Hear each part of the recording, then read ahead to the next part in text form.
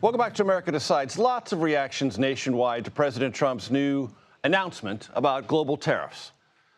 I want to get some reaction from Delaware's governor. His name is Meyer. Governor, it's good to see you. Thanks for joining us. Delaware is the first state, first to ratify the Constitution, we know that, and also a corporation state. What is your perspective on this Trump approach to tariffs and its impact on the economy in Delaware and nationwide?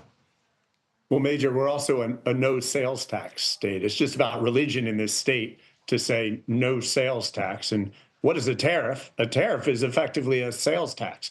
10% at the low end, you're talking about 40, 50% or more on any goods coming from China. Delawareans know that products these days, even products that we traditionally think of as American products, often have components that are coming from foreign countries. So even American-made stuff, we're going to see big jumps in prices. Listen, I actually was sworn in the day after President Trump was sworn in about 10 weeks ago. Since then, what I've heard is Social Security, Medicare, Medicaid are all under threat of being cut. Critical services, educational services for funding for disabled students and for poor students are under threat. Services for veterans potentially disappearing, museums and libraries. And on top of it now, we have to pay a sales tax on all goods. I can tell you Delawareans aren't going to stand for it, and I don't think many Americans are either.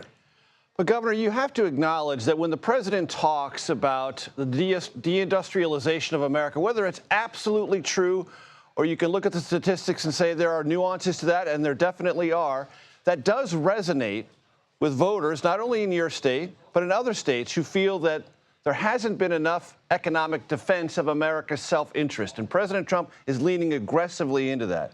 Do you think there's anything Major, I don't know if it's economically or politically? Yeah, I don't know if it's fair, Major, to say it's resonating with voters. I don't know if you watched what happened in Dane County, Wisconsin yesterday and across the state of Wisconsin, what happened in Pensacola, Florida. These places that just a few months ago looked very red are looking pretty blue right now. So I don't know how much Americans can stand for it. In terms of policy, that sounds a lot like the Hawley-Smoot Act back in 1930. It sounds a lot like Herbert Hoover's economic policies that were followed by a decade of Great Depression. So let's talk about Wisconsin and Florida. What tea leaves do you read in those election results? Republicans won in Florida, both those special elections, smaller margins by far than 2024, and the Wisconsin Supreme Court race. Look, what I see is an America that's getting tired of the gimmicks of a president who's trying to hit headlines every day, but with policy that when you step back and look at it, doesn't really make a whole lot of sense for working families. What I heard from Delawareans when I ran and I was on the ballot the same day Donald Trump was in November is that Americans wanted lower prices. They want a government that delivers efficiency and value. That doesn't mean taking a chainsaw to every government service, and it certainly doesn't mean administering a tax that's a minimum of 10% on just about every good that we buy.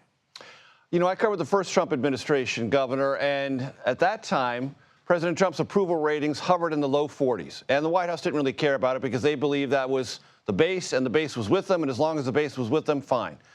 Now they're above base levels. They're at 50 in our poll. And they were at 51 or 52 just a couple of weeks ago. So, yeah, there's a small bit of erosion, but he's still more approved now than he was then. What does that tell you? Well, that polling's interesting, Major, but that's not what the voters of Wisconsin said just yesterday. And that's not what I'm hearing in Delaware. Listen, if I stood up and proposed a 10% sales tax in Delaware, I don't even know if I'd make it to next week. Voters in Delaware are not going to tolerate this, and I think people are going to ultimately look at their pocketbooks. They're expecting to see a government that delivers, doesn't cut left and right and increase the cost of everything. So listen, 12 years ago, I was a school teacher. And I didn't get into this for politics. I didn't get into this because I was blue or red. I got into this because I felt like our schools had to deliver for our communities here in Delaware. And I think ultimately, whichever party it is, whichever elected official, the ones that deliver are going to win. And administering a 10% sales tax on Americans is not a way to win. What is your autopsy on what went wrong for Democrats in 2024? And what do you see changing maybe just this week as an indicator that something has moved the needle in a different direction? Listen, I don't know what went wrong for Democrats nationally. I know what went right for Democrats in Delaware. And that's we stuck to core messaging that we wanted to deliver high quality schools. We wanted to reduce the cost of living. The price of housing is too damn high, even here in little Delaware. Healthcare is inaccessible and unaffordable. My wife is an emergency room physician, Major. And if you go and see what she sees every day in an emergency room in America, in Delaware, Newark, Delaware, it's downright embarrassing. This is not what healthcare should be in America. I think Americans are fed up. They see a country that should be leading the world and isn't right now, and we need better leadership to do it. I imagine enough of them thought Donald Trump was that guy to deliver the presidency to him. But I think what we saw yesterday in Wisconsin and to some extent in Florida is Americans who continue to be fed up, maybe even more fed up, and want to see something different. The president said in the Rose Garden just this afternoon, Medicaid benefits will not be cut. House Republicans have already voted for $880 billion in Medicaid reductions over the next 10 years. Where is this issue heading? Yeah, I just go back to where's the beef?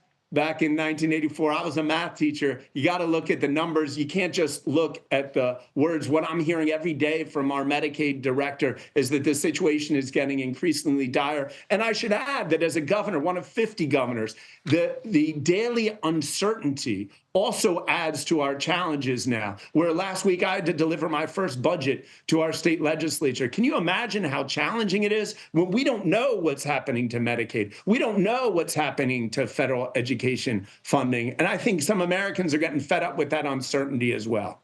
Delaware's Democratic Governor Matt Meyer. Governor, thank you, sir. Thank you, Major.